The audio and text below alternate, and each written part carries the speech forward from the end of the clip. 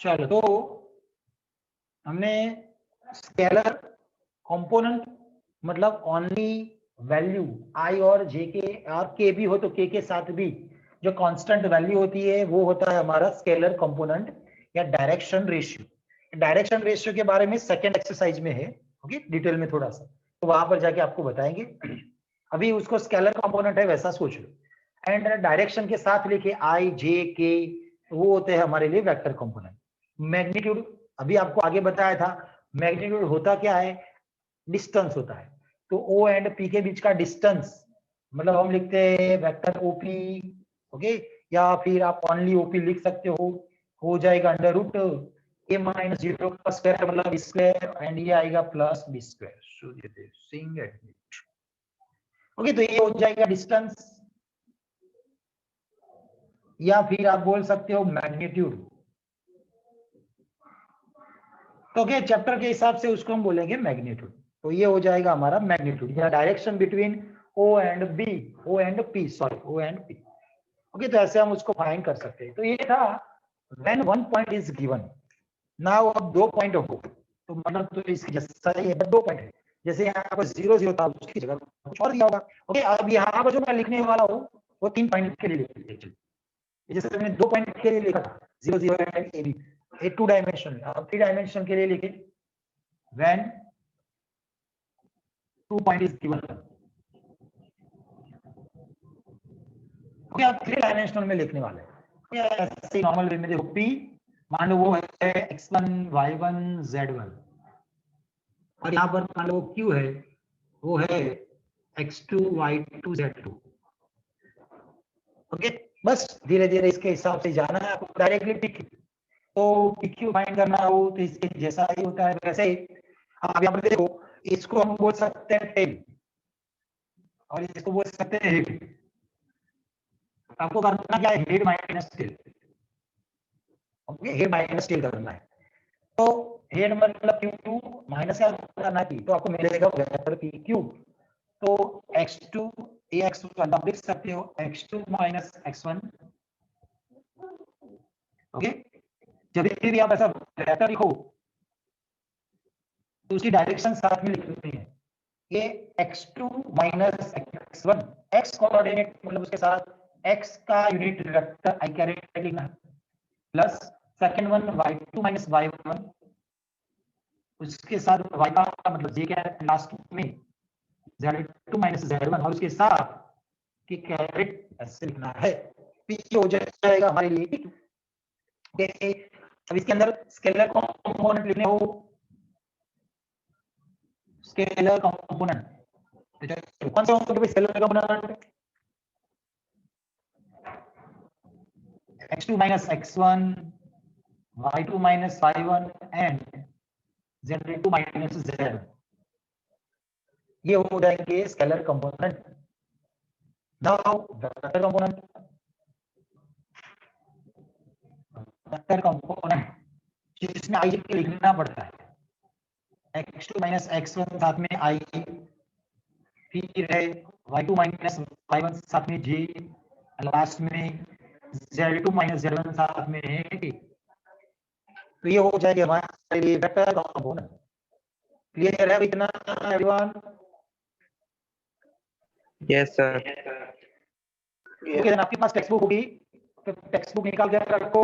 Exercise 10.1 के लिए जो थोड़ी बहुत थियरी थी वो मैंने आपको करवा ली है, थोड़ी बहुत 10.2 की भी हो गई है साथ में।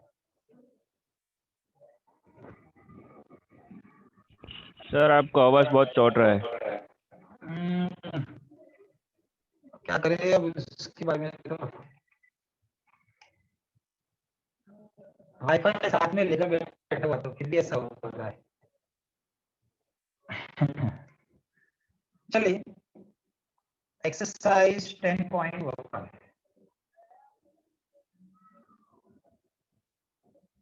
First question. मैं टेक्स्ट बुक निकाल देता हूँ पहले तो, सॉरी।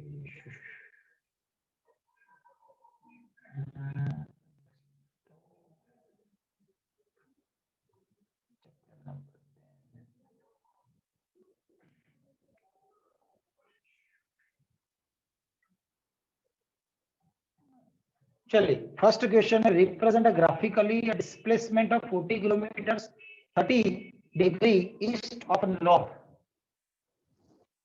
सिर्फ और सिर्फ आपको रिप्रेजेंट करना है। आपको याद होगा यहाँ पर नॉर्थ, ओके, जैसे इस वेस्ट लिखा जाता है, जैसे यहाँ पर ई, यहाँ पर डब्ल्यू, नॉर्थ है, नीचे आएगा साउथ।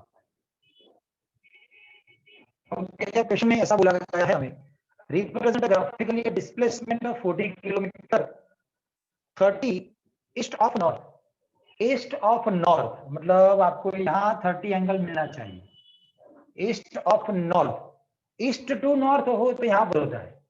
ईस्ट ऑफ नॉर्थ मतलब आपको ऊपर की साइड कितना एंगल, 30 एंगल। तो यहाँ पर आपको ऐसे 30 लिखना है और एक वेक्टर बनाना है, वो 40 किलोमीटर, उसका मैग्नीट्यूड 40 है। ऐसे में चलो एक वेक्टर बना है, थोड़ा सा आगे लिख लेते हैं। ओके 40 है, अब स्केल लेना पड़ता है। ये सब क्वेश्चन एग्जाम में नहीं होता है। तो टोटल 40 तक जाना है, तो स्केल मान लो वो 10 किलोमीटर का हमने ले लिया। तो first 10 kilometre, then 20, then 30 and then 40। Okay, तो यहाँ पर एक लिख देते पॉइंट पी। आप देख सकते हो 10, 20, 30, 40, बस ये हो जाएगा हमारा ग्राफिकल रिप्रेजेंटेशन। बस यही हमारा आंसर।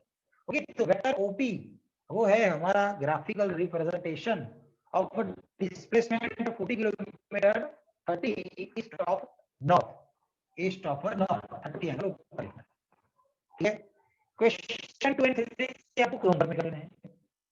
कैसे करना है वो आपको पता है। अभी आपको जब स्टार्टिंग किया था लेक्चर का, दैट टाइम बताया था स्केलर और वेक्टर को जो मैंने एग्जांपल लिखवाए थे, बस उसमें से आपको फाइंड कर लेना है। ओके, नेक्स्ट आ जाते हैं नंबर 4 पर।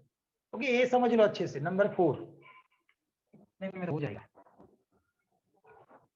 नंबर 4 पहले तो एक बॉक्स जैसा कुछ आपको दिया हुआ है और सब कुछ वेक्टर के फॉर्म में है। देखो फर्स्ट है ए, डायरेक्शन देख लो, यहाँ पर ऊपर की साइड ऐसा है ए, यहाँ पर बी है नीचे की साइड, देन ये डायरेक्शन में है सी एंड ये डायरेक्शन में है डी। ओके, क्वेश्चन है ऐसा in figure 10.6 square identify the following vectors. First one coinitial, second one equal. देखो भाई कोइनिशियल का मतलब क्या था, चलो कोइनिशियल का मतलब क्या था, इनिशियल पॉइंट सेम हो वो। इनिशियल पॉइंट सेम हो। इक्वल का मतलब क्या था, डायरेक्शन सेम हो वो। Direction only, magnitude. हाँ ओके, चलिए तो कोई हमें यहाँ से निकालना है। कोई इनिशियल मतलब स्टार्टिंग पॉइंट सेम हो, तो ए बी सी डी आपको दिखाई दे रहा है, स्टार्टिंग पॉइंट इसका सेम है, इनिशियल पॉइंट कौन से दो वेक्टर का, ए और डी का, ए एंड डी का, दोनों का इनिशियल स्टार्टिंग पॉइंट यहाँ से निकल के आ रहा है, ए का यहाँ जा रहा है और डी का नीचे। अब यहाँ पर देखोगे ए एंड बी के लिए ए का इनिशियल पॉइंट ये वाला पॉइंट होगा, डी के लिए ये है, तो मतलब ऐसा नहीं होता, सेम पॉइंट एक ही है इनिशियल। तो कोई इनिशियल वेक्टर है यहाँ पर ए एंड साथ में आएगा डी। अब बताओ इक्वल वेक्टर जिसके लिए डायरेक्शन भी सेम होनी चाहिए एंड मैग्नीट्यूड भी सेम होना चाहिए। स्क्वायर दिया है मतलब मैग्नीट्यूड तो सेम है। बीडी सर, कौन सा है भाई, बीडी एंड एसी। देखो एक ही डायरेक्शन आप देखोगे तो यहाँ पर ऊपर की साइड ऐसे जा रहा है और नीचे सी ऑपोजिट आ रहा है, तो वो इक्वल नहीं होते, डायरेक्शन सेम होनी चाहिए। तो डायरेक्शन सेम नीचे बी में और डी में, स्क्वायर दिया था दैट मींस मैग्नीट्यूड तो सेम ही है, तो यहाँ पर हो जाएगा बी एंड डी। अब नीचे है collinear and not equal, collinear होने चाहिए। कोलिनियर में आपको क्या बताया था, ऐसा आपको याद करवाया था, A is equal to lambda. Okay, collinear मतलब ऐसा कुछ होना चाहिए। यहाँ पर तो ऑलमोस्ट सब स्क्वायर में दिया हुआ है, तो डायरेक्शन देखनी है, वो ऑपोजिट होगी तो भी चलेगी, सेम होगी तो भी चलेगा, बट इक्वल नहीं होना चाहिए, क्वेश्चन में लिखकर दिया है।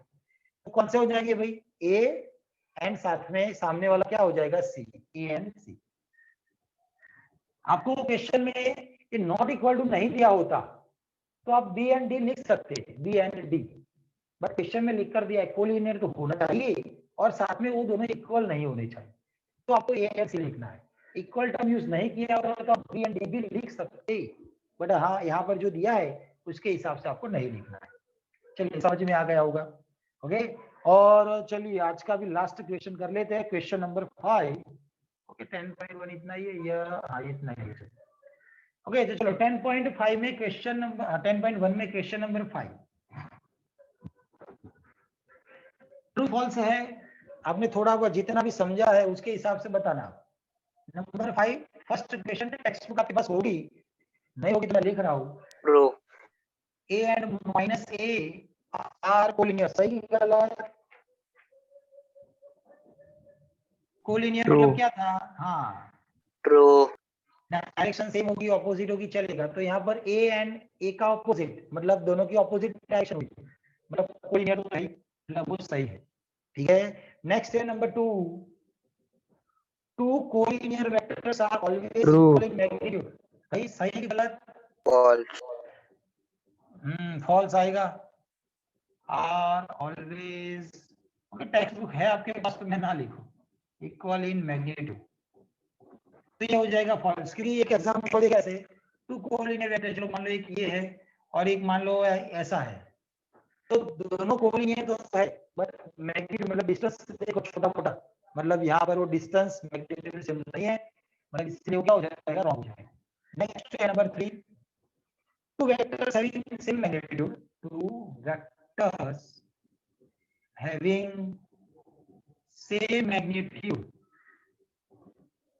आर कोलिनियर, सही गलत? चलो ट्रू। दो वेक्टर है जिसका मैग्नीट्यूड सेम है तो उसको तो कोलिनियर बोल सकते हैं। True. ट्रू। तो एक ऐसा है जिसका मैग्नीट्यूड मान लो मैंने ले लिया 2, एक ऐसा है बी जिसका मैंने मान लो मैग्नीट्यूड ले लिया 2, तो ये दोनों कोलिनियर है कि नहीं है?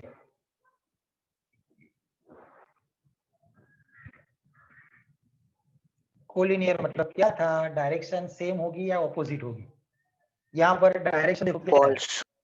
परपेंडिकुलर मैंने False. बताया। हाँ तो अभी यहाँ पर आएगा फॉल्स, क्योंकि मैग्नीट्यूड सेम है। क्वेश्चन में ऐसा बोल रहा है दो वेक्टर के मैग्नीट्यूड सेम होने चाहिए, तो ऑलवेज कोलिनियर होते हैं? तो नहीं, मैग्नीट्यूड सेम होने से वो कोलिनियर नहीं होते। ठीक है एंड लास्ट वन नंबर 4 जिसमें दिया हुआ है two collinear vectors having the same magnitudes are equal. Two collinear, False. हाँ कैसे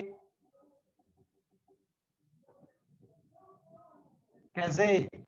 मैग्नीट्यूड सेम होगा तो इक्वल नहीं डायरेक्शन। होंगे, डायरेक्शन हाँ अलग होगी। डायरेक्शन इक्वल के लिए कंडीशन थी कि आपको मैग्नीट्यूड तो सेम होना ही चाहिए और साथ में डायरेक्शन भी सेम होनी चाहिए। कोलिनियर वेक्टर ऐसा है और एक ऐसा है रिवर्स में, तो ये देखो कोलिनियर है बट नॉट इक्वल। ओके ना, तो यहाँ पर इक्वल के लिए डायरेक्शन सेम होनी चाहिए बट यहाँ पर नहीं है, इसलिए ये क्या हो जाएगा? फॉल्स हो जाएगा। इतना आपको समझ में आ गया होगा? ठीक है भाई चलिए तो आज का इतना ही रखे, बाकी का काम नेक्स्ट टाइम करेंगे। 10 पॉइंट हो गए, हर एक दिन एक एक्सरसाइज खत्म हो जाएगी, तो जितने भी एक्सरसाइज ऑलमोस्ट एक वीक में तो चैप्टर खत्म हो जाएगा 10 नंबर का। ठीक है तो आज हम रख रहे हैं 10.1, कल होगा 10.2, इतना होमवर्क आपको करना है। ठीक है जी एंड 10.1 क्लियर है भाई? Yes sir. Okay yes sir. चलो ये कल ओके, आज कल 3 बजे तक का टाइम है, उसके पहले आपको होमवर्क सबमिट कर लेना है ग्रुप में। चलो